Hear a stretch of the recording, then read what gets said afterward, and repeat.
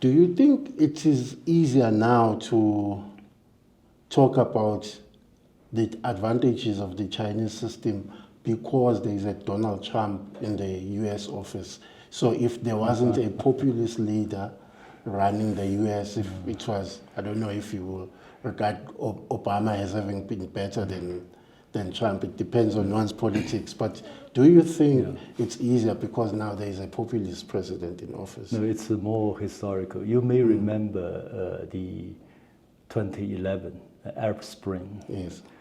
And during that high time of that spring, Fukuyama, the author of the End of History, came to Shanghai. Yes. And we had a fascinating debate. Yes, it's very popular on YouTube. He predicted, China may experience its own Arab Spring. Yes. Because from his End of History thesis, of course, even Arabs began to embrace so-called democracy. So next is China. I said, no chance. I predict Arab Spring will soon become Arab Winter with certainty. In the end, as we all know, it became winter. And then I also made another prediction because Fukuyama said, with a lot of confidence, that China should go through serious political reform.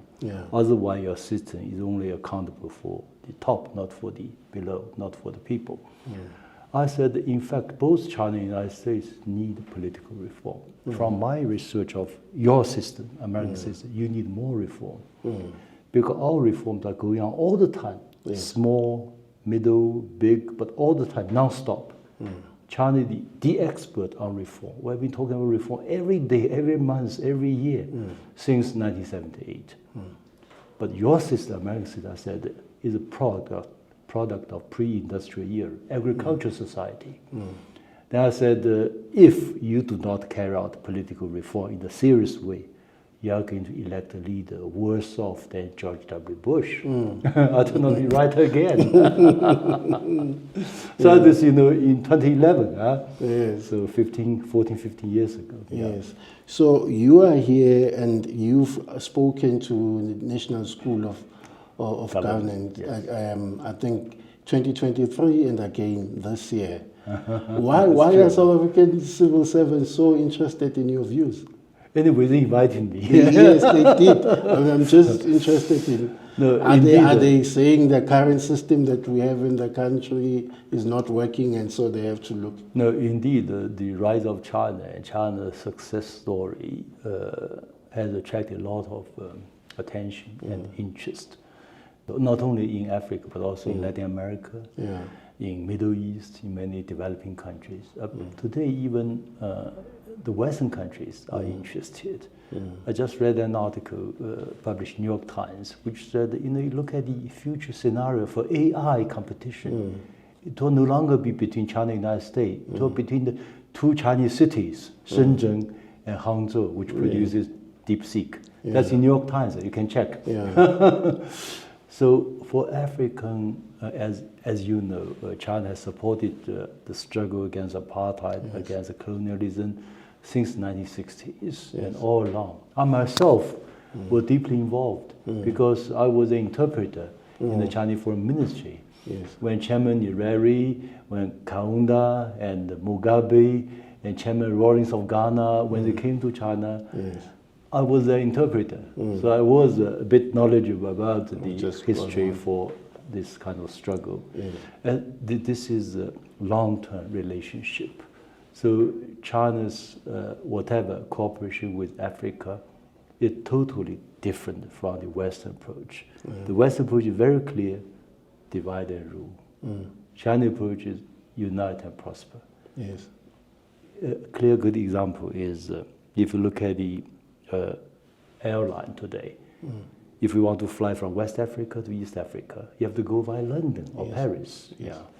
But China tries to help regional, African, continental-wide highway system, railway system, and transportation system, and airline system. So as a result, I look at the BRI, Belt and Road Initiative. It's only $1 trillion invested, over 5,000 projects worldwide, roughly 1/3 come to Africa.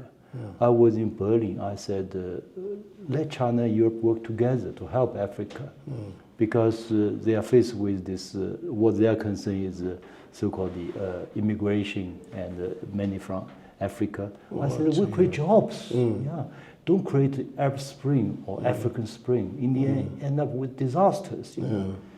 Help. You just go there to know exactly what people want.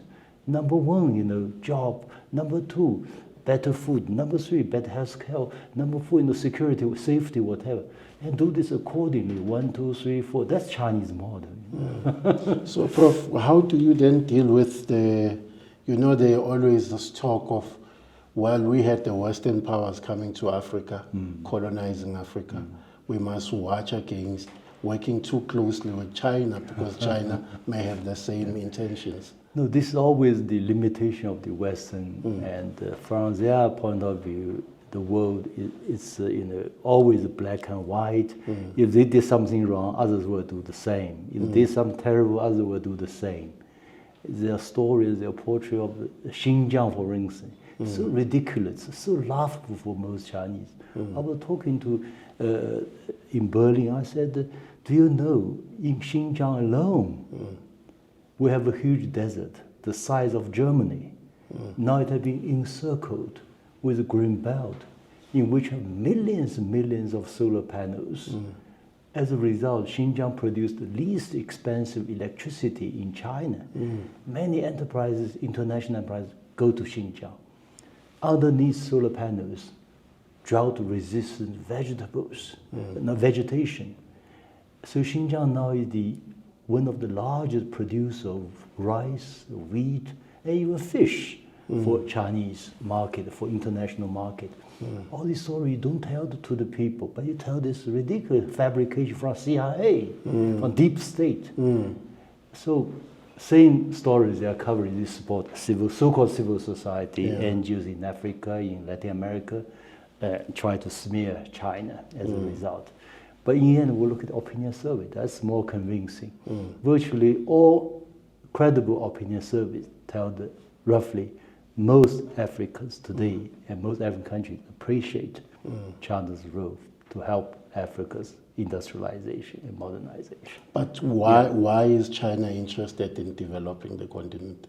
Oh, this is very important. In one way, because the Chinese always have this idea, you may say socialist, which is if we are poor, we work hard ourselves to change our fate. If we are slightly better off, rich, we help our neighbors, our friends. So our whole principle for BRI is based on this idea. It's called the discussing together, building together, benefiting together. It's also important to know this is, you may see Chinese soft power, Chinese ideal for a better society. China's civilizational state, we believe in one humanity, in this what we call not divide and rule, but unite and prosper, not on table or in the menu. This is ridiculous for Chinese philosophy. So it's a total different mentality vis-a-vis United States, vis-a-vis Donald Trump.